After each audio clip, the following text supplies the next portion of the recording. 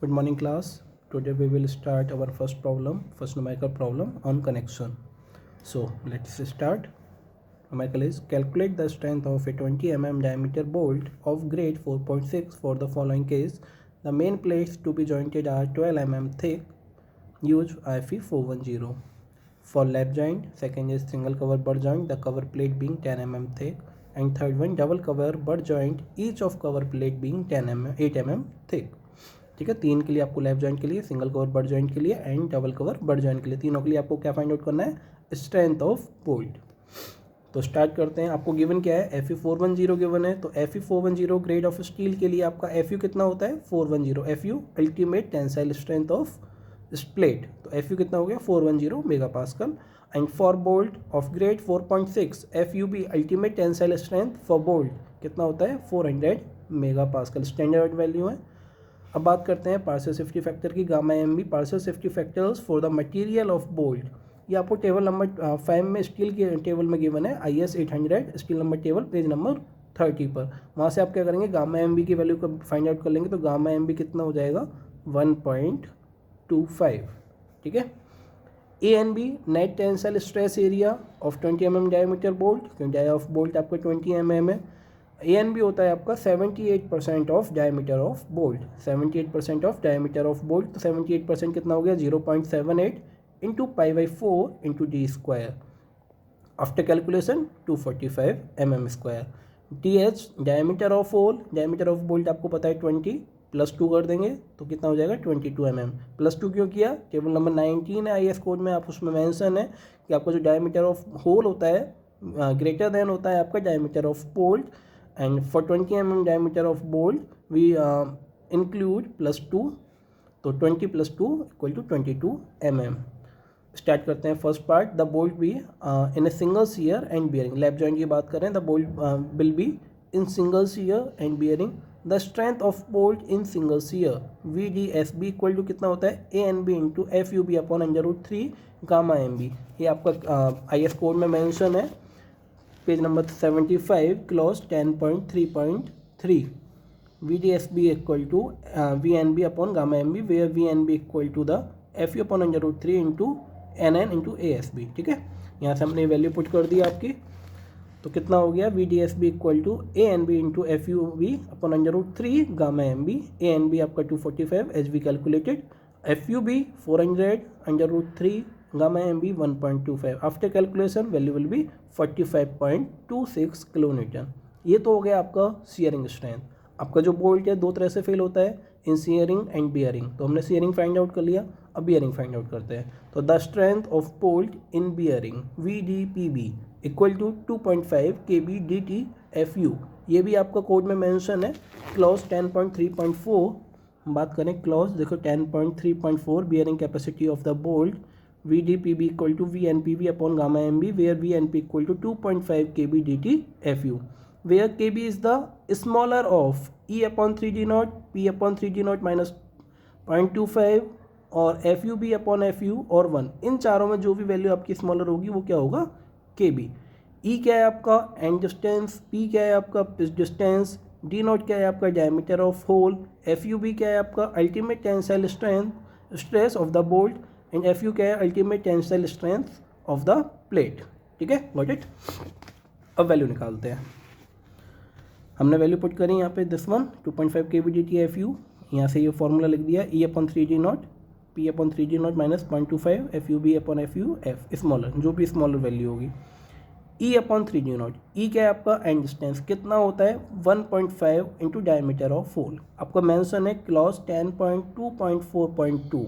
उसमें मेंशन है आपका जो एज होता है किसी भी उसका, वो कितना होता है 1.5 times of diameter of hole in case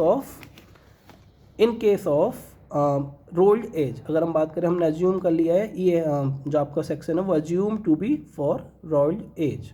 आप क्लॉज खोलेंगे उसमें 10.2.4, मैं आपको दिखा देता हूँ एक बार.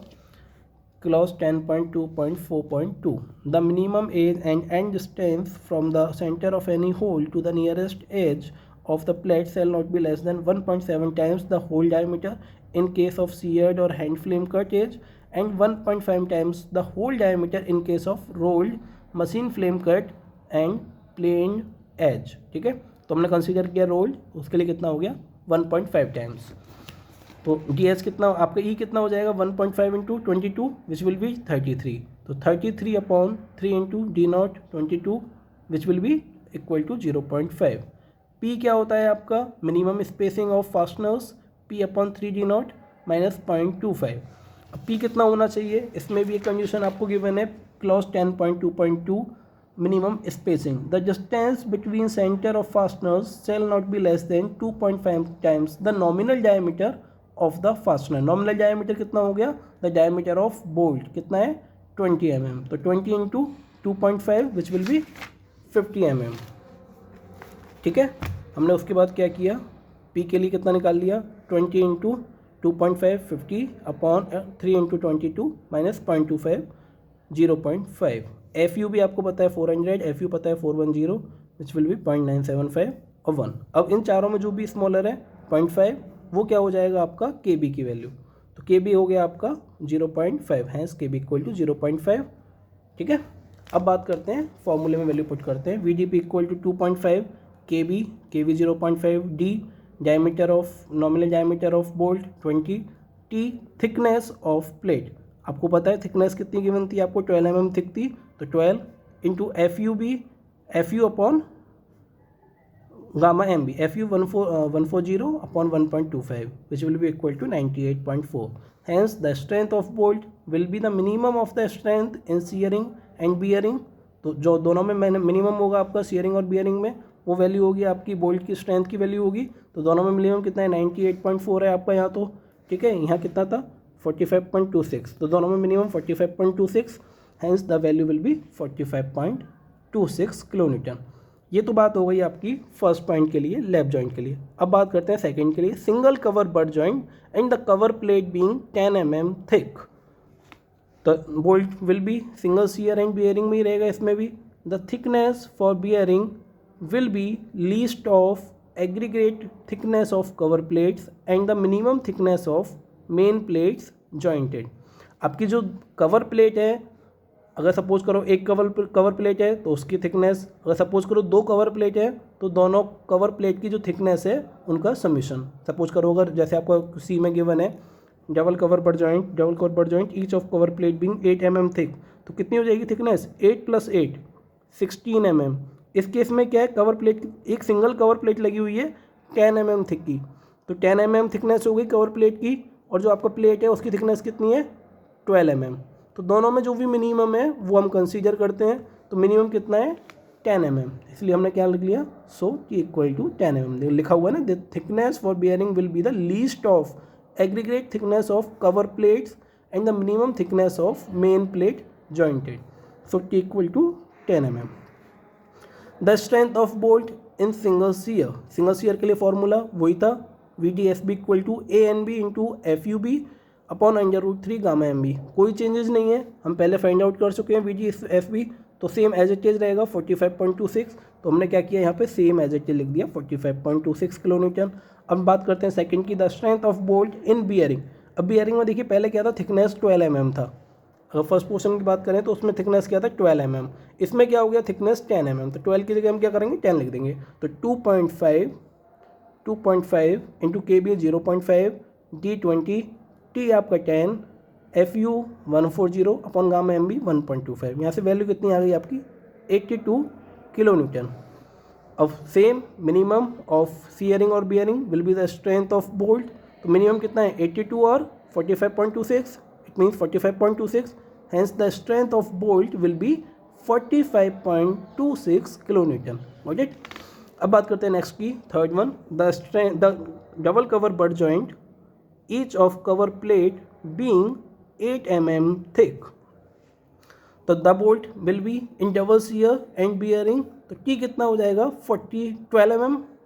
हमने बताया ना समेशन ऑफ कवर प्लेट, तो 8 + 8 16, और थिकनेस ऑफ प्लेट कितना है आपका 12, तो दोनों में जो मिनिमम होगा कितना हुआ 12, वो क्या हो जाएगा आपका थिकनेस ऑफ बियरिंग, तो कितना हो गया 12 mm। The bolt will be in double shear में क्यों होगा, क्योंकि ऊपर भी प्लेट लगी हुई है नीचे भी प्लेट लगी हुई है, तो आपका क्या है डबल सीयर वर्क करेगा।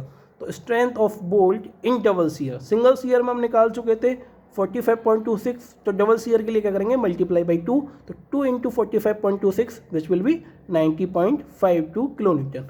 अब बात करते हैं strength of bolt in bearing में same 2.5 KB, 0.5 D, 20 T, thickness कितना है 12 mm ही रहेगा, क्योंकि थिकनेस इस बार 12 mm है हमारी, 12 mm into 410 upon 1.25 which will be 98.4 kilo newton. Hence the strength of bolt will be, दोनों में जो मिनिमम है 90.52 विच विल बी 90.52, तो the hence strength of bolt will be 90.52 kilo Newton.